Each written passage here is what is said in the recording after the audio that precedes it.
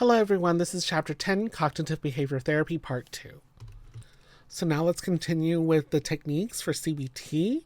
The next section is called Emotive technique. So we're talking about emoting, okay? Or basically kind of like performing.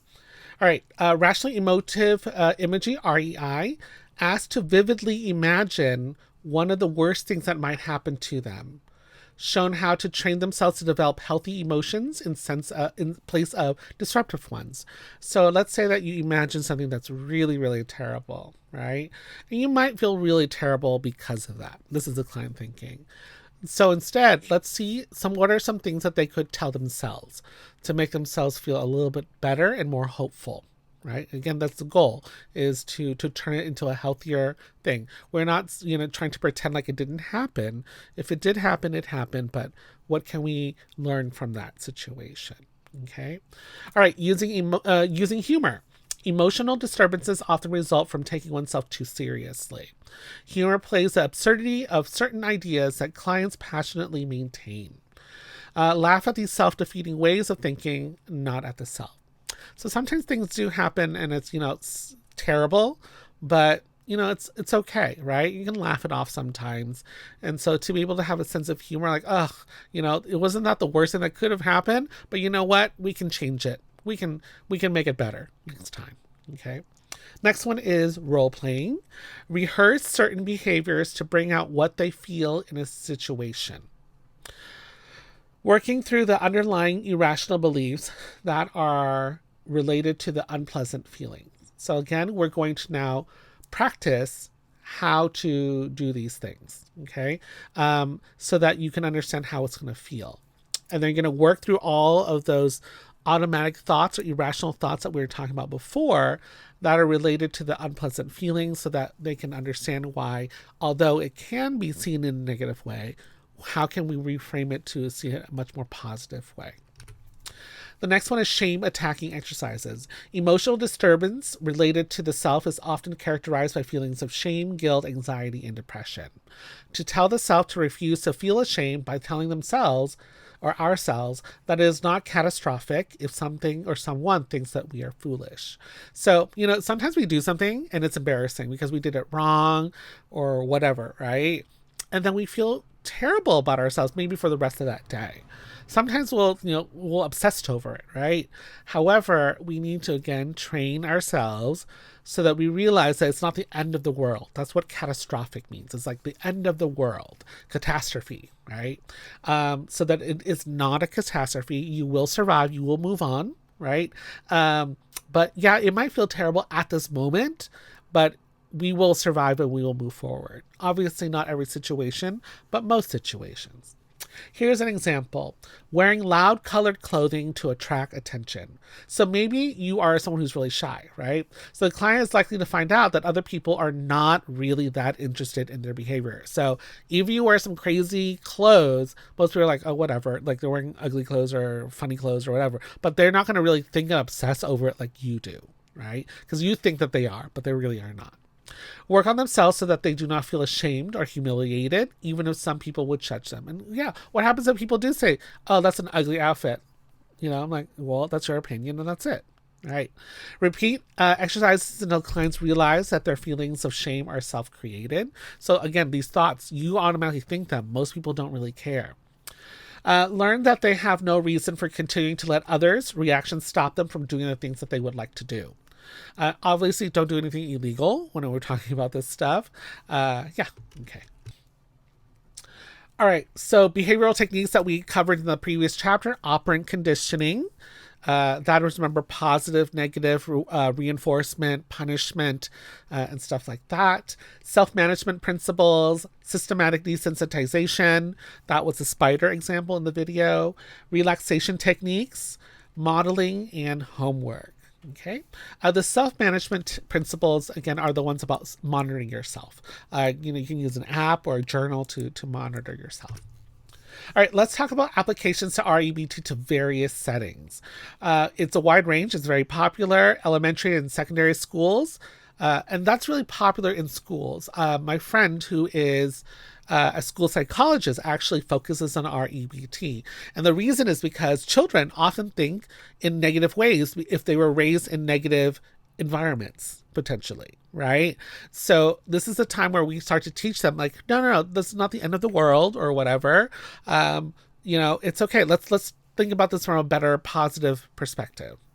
Couples counseling, family therapy, and then group settings are also fairly popular as well. Here is a link for Gloria, the case that we've been watching, with Albert Ellis, who is known as the father of REBT.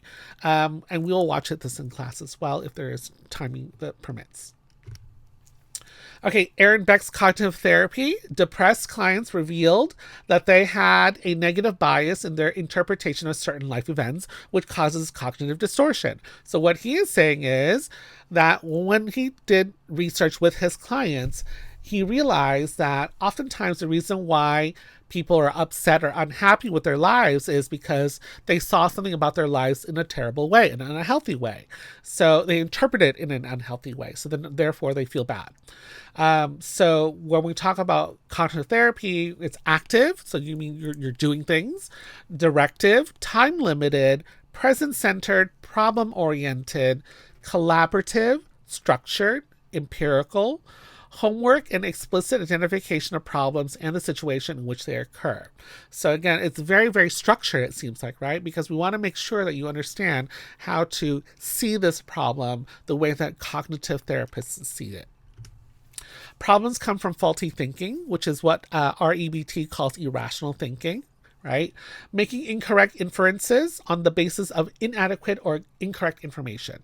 So your parents might have taught you something or how to see the world in a certain way, but maybe their parents taught them how to see it that way. And then they were not happy, but they don't know what else to do. Right? So then they might continue it by teaching you the same thing as well. So then that is when you realize that you are basing your perspective or your experiences from what you have learned either from your family or from your community.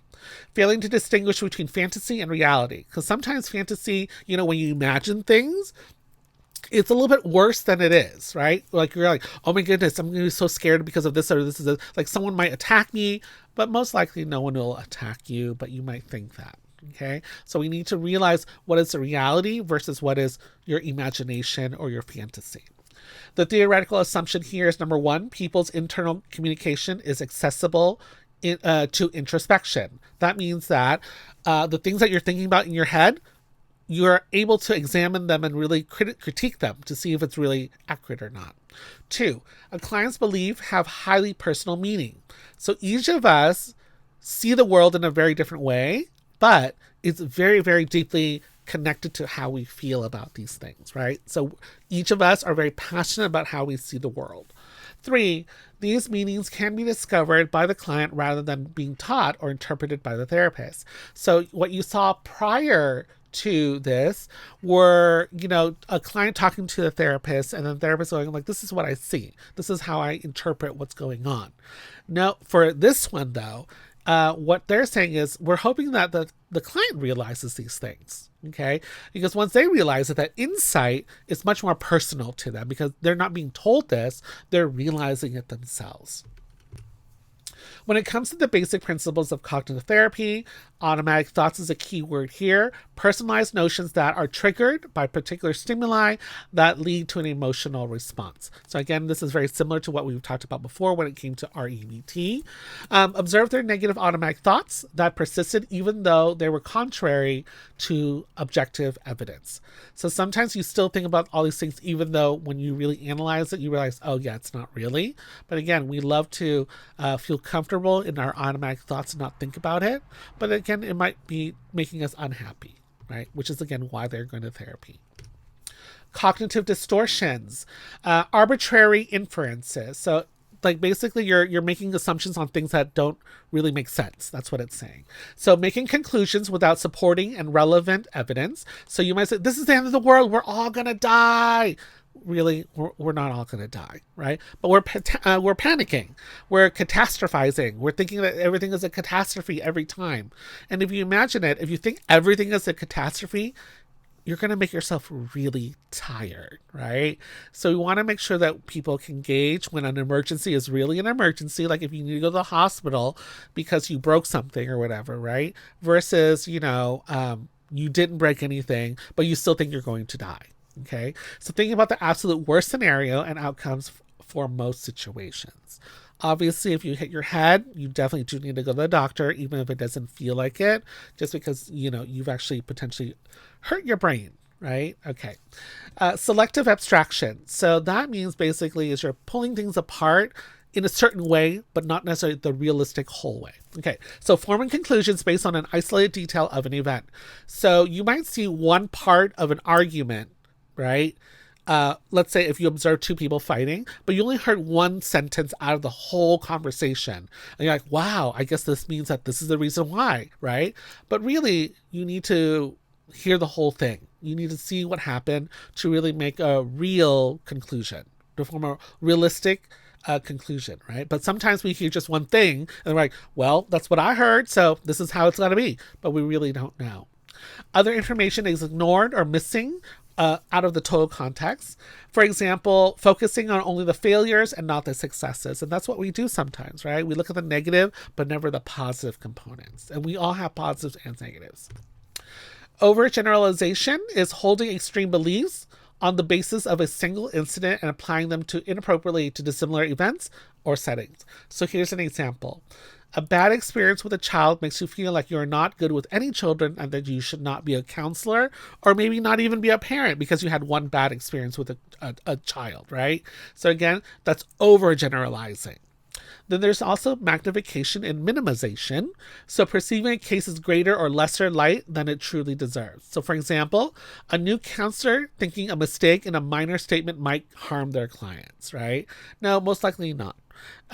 Here's an example that deals with disability, which is, let's say that you have you're talking to someone in a wheelchair, they're using a wheelchair, and then you say, oh, well, I gotta run to my next appointment, right? And then you're like, oh no, they can't run because they're in a wheelchair. Oh no, I've offended them so much.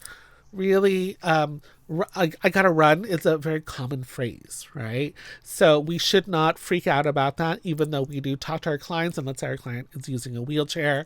It's okay. It's not the end of the world. Personalization, people to relate external events to themselves, even when there is no basis for making this connection. So sometimes we just are kind of narcissistic. We just think it's about us, right? When really it isn't about us. Again, this is sometimes. Sometimes it really is about us. But we need to be able to differentiate between those two. So for example, a client does not return after the first visit, so the counselor blames himself, right? But if we really sit through this, we'll talk to the counselor and say, you know what are real possibilities? Well, maybe the client no longer wants to go. Maybe the client had an emergency, right? And so they couldn't make it that day. But maybe if it's long term, maybe they found a better therapist, or not a better therapist, but a therapist that they think is better than you when they met you, right? Or maybe they're just really sick right now and they do want to go to therapy with you, but they just can't for some reason. Maybe there's a family emergency. Maybe they moved. Maybe they've died, right? Obviously, those are really a lot of variants, but the reality is it could be any of those things. Maybe something happened in their lives that has distracted them from coming back, but maybe they'll come back later on. All right, the next one is labeling and mislabeling, portraying one's identity on the basis of imperfections and mistakes made in the past, and allowing them to define one's true identity. So for example, if you do not live up to your client's expectations, you want to quit your job, right? Just because one client doesn't feel it, or that's what you think, right? Doesn't mean that you're a terrible person or you're a failure in your job. Dichotomous thinking. So dichotomous is just a fancy word for one or the other, yes or no. Typically it's between two choices, okay? So when you do dichotomous thinking, it's either the best or the worst, nothing in between. But as we remember, or as you should remember, life is really somewhere in the middle. It's really never the worst case scenario ever or the best scenario case ever, somewhere in between. So that's categorizing experiences as either or extremes, right? Best or worse, and that's it. There's nothing in the middle, when most of the time, again, it is in the middle. Some differences between CT and REBT. REBT is highly directive, and when you watch the Albert Bandura video with Gloria, you'll realize, woo, he is direct. Persuasive, that means very convincing. Confrontational, so they address what's going on. Teaching role of the therapist, so again, you're teaching them, you're educating them, but you also might be demonstrating those things because maybe your client has never seen anyone demonstrate those things before, so now you get to or they get to watch you do it. Irrational and non-functioning is something that we talk about as well, whereas CT or cognitive therapy is Socratic dialogue by posing open-ended questions to clients with the aim of getting clients to reflect on personal issues and arrive at their own conclusions. So it sounds kind of like REBT mixed with human or person first therapy, right? Where we're allowing them to kind of discover how they're thinking and how it could be affecting them, right? And how it influences how they feel. Help the client self-identify their misconceptions and then talk about how certain things can be inaccurate. All right, the client-therapist relationship, is it like REBT? It is a little bit warmer with the client, but not necessarily that's the only thing that you need to do, right? And is there homework in CT? Totally. Yes, there is. So cognitive therapy can be applied to all these different areas. I'm not going to read this whole list. Again, it's quite a bit. CBT is considered one of the most popular frameworks to use in modern times. Okay, when it comes to treatment of depression, challenges Freud's belief that depression was anger turned inwards. Suggested that cognitive triad, a pattern that triggers depression. So those three things are, and I'll read the list and then we'll go into each one. Client holds a negative view of themselves, tendency to interpret their personal world in a negative manner, and then depressed clients' gloomy vision and projections about the future. Okay, so number one, the client holds a negative view of themselves, blame their setbacks on personal inadequacies without explanation. So you're just gonna say, I am just a terrible failure, and that's it. Two is tendency to interpret their personal world in a negative manner. So selective abstraction, finding the negative parts and focusing on those things, right? So you might say, oh no, it's not going to work, without even trying, because you're like, nope, I know what it feels like to fail, and I'm probably going to fail, so it doesn't really matter. I'm not even going to try. I give up. And then three is depressed clients' gloomy vision and projections about the future. So they think that if they fail now, they'll always be a failure. But the reality is practice makes perfect most of the time. So a student who might stumble this time at a presentation, let's say that's their assignment, they'll get better because they'll learn from it this time around. Because I know that I have. All right, the Beck's Depression Inventory, or the BDI, is very well known as a screener of a sort assessment, and it helps you understand what's going on at that specific moment. If your friend were to make a mistake the way that you do, would you be as critical of her as you are of yourself? So let me read this again. This is a question on the Beck's Depression Inventory. If your friend were to make a mistake the way that you do, would you be as critical of her as you would be of yourself? Most likely you're going to go, no, it's okay. You made a mistake. It was an accident. It's okay. You'll do better next time, right? So now the question is, do you do that to yourself as well? Where you're like, oh, it's okay. It's an accident. I'll be better next time. Or do you just give up and say, this is terrible. I'm terrible. Life sucks. All right. Now focusing on the schema. Again, schema is just a really fancy word for like a map or a plan. So a person's core beliefs are focusing on that, because when you have a set directions on how you believe the world, then it will affect how you're going to behave and all that other stuff, right? So we're looking at the beliefs of the specific person, and then you want to restructure those distorted schemas. So the ones where there are a bad plan or bad steps in the thing, we want to fix those things. Okay, now we're going to talk about Donald Meichenbaum's cognitive behavioral modification. So cognitive behavior modification in CBM changes the client's self-verbalization. So again, very similar to before, but there are nuances that are different. Self-statements affect a person's behavior in much the same way as statements made by another person. So when someone says something mean to you, it hurts, right? And then you say something mean to you, it hurts a lot too. So we're saying that they both equally affect this person. Which is why when it's just us, we should not be as critical, or we try not to be as critical. Must notice how they think, feel, and behave, and the impact that they have on others, and interpret the scripted nature of their behaviors in various situations. So interrupt the scripted nature. So basically that's, again, automatic thoughts. Immediately you think this is how you're going to react to something. We're going to stop that by interrupting it, stopping that, and then going and actually doing something better and healthier. Similar to REBT and CT because of the maladaptive thoughts component. There's also self-instructional training, focuses more on the helping clients become aware of their self-talk and the stories that they tell about themselves. Behave our way into a new way of thinking rather than to think our way into a new way of behaving. So this one, maybe we just start to do those things, right? And then we'll, oh yeah, you know what? This is a fine way of doing things or solving this as well. All right, therapy, teaching clients to make self-statements and training clients to modify their instructions they give to themselves so that they can cope more effectively with their problems they encounter.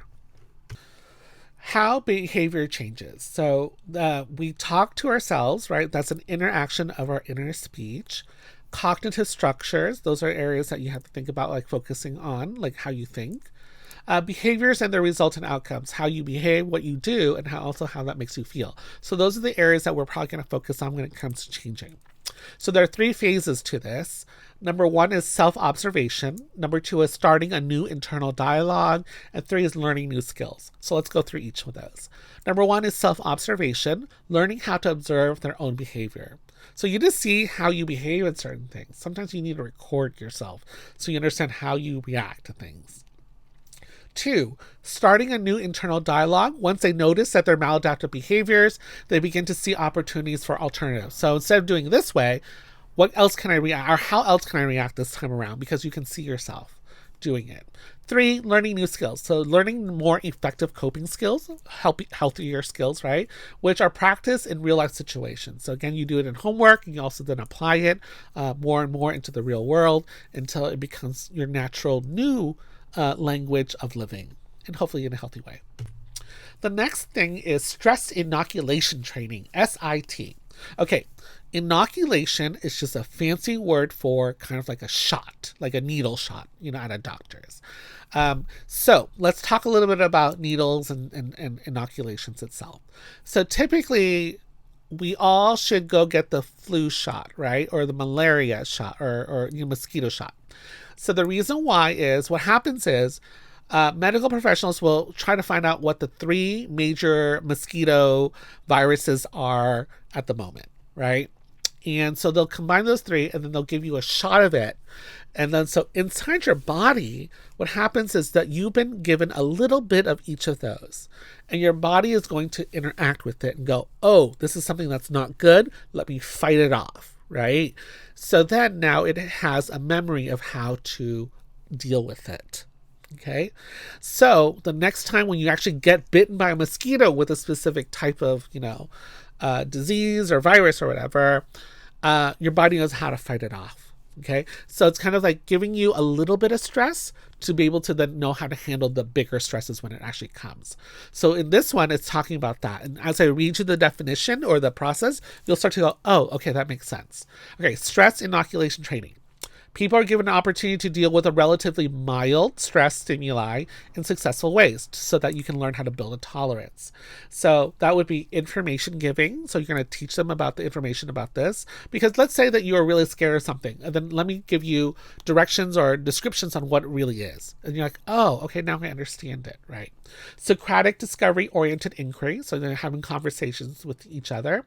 Cognitive restructuring, problem solving, relaxation training, behavioral rehearsals, self-monitoring, self-instruction, self-reinforcement, and then modifying environmental situations. So as you can see there, the things that you learn how to control your body so that you don't have a panic attack or anxiety overwhelming you are these things, relaxation and all that other stuff, right? So Once you learn how to do all these things, when it really happens, you're going to go, okay, this is what I need to do. I need to maybe take a moment, breathe, maybe stretch a little bit, stuff like that. Maybe need to talk to myself, maybe write this down, right? All those things that we were talking about before in the last 2 chapters, this chapter and the previous one, we need to apply those things to ourselves so that we don't, have a terrible incident this time around. 3-stage phase. So the first stage is the conceptual educational phase. The second one is the skills acquisition and consolidation phase. The third is the application and follow through phase. So let's go through each one of these. All right, number 1, the conceptual educational phase. You're going to create a working relationship and therapy alliance with your clients, then being aware of their own role in creating their stress and their life stories. So again, they need to realize that they're doing this to themselves, right? Obviously, it's because of how they were raised, the environment they were raised in. It's no one's fault, no one's blaming, but we're thinking and realizing these things.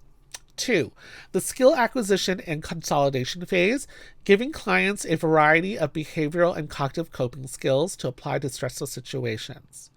So what we've learned so far, we're going to give it to them and teach them how to do it as well. Direct actions, gathering information about their fears, learning what situations bring about stress, doing different things to reduce that stress, and learning how to relax. Okay, so this is like the intervention component, right? We're going to put it all together so that they know how to deal with it. And then the application and follow through phase, which is number 3, arranging for transfer and maintenance of change from the therapeutic situation to everyday life. Role-playing, imagery, and behavior rehearsal, in vivo exposure. So those are the techniques that you will be practicing.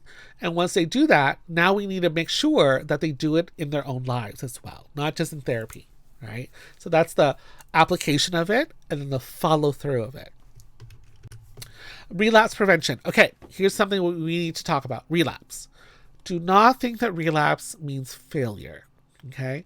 We need to see relapsing like someone who gets sick, okay? We try to be as healthy as possible, but every once in a while, we might get sick, right? But we will get better. And that should be the perspective that I hope that you have on your clients and your clients have on themselves as well, okay? So any lapses are learning opportunities rather than catastrophic failures, right? Because it might be embarrassing when we relapse, but it's okay. It's natural to feel that way, but also does encourage you to now try again, right? And hopefully they do. The Constructivist approach to cognitive behavioral therapy, CNP, focuses on the stories people tell about themselves and others regarding significant events in their lives. Assumption that there are multiple realities, learn to appreciate how they construct their realities, and then discovery-oriented. So here's something that we need to realize. Okay, the way that your parents saw the world, it's going to be different than the way that you see the world, right? And so already right there, there's already 2 realities there. Yeah. So we need to realize that different people see the same situation differently. And that's okay. How do you see it in a way that makes it healthier for you, right? Do you want to continue carrying on those things the way that your parents see it if it was unhealthy? You can if you want to, but if you're in therapy, hopefully you're going to choose a healthier way of seeing the world. All right, cognitive behavioral therapy from a multicultural perspective. Strengths are, if the therapist understands the culture, they can explore the conflicting feelings. Has a structure that many cultures appreciate, emphasizes on cognition and action and the stress on relationship issues, and sensitive to a person's belief system. Shortcomings here are the therapist may ask the client to challenge long-standing cultural assumptions when they identify them as dysfunctional. So that means basically sometimes the culture does kind of see the world differently. So how do we have them deal with it? How do we have them choose it? So that can be very difficult. So that's seen as a shortcoming. Negative view on dependency. And then REBT is a rapid-fire, active, directive, persuasive, philosophical methodology, which means that sometimes if people don't feel comfortable with being in your face or, a more directive therapeutic framework, it might not necessarily work for them. All right, this is the end of the CBT chapter. Bye.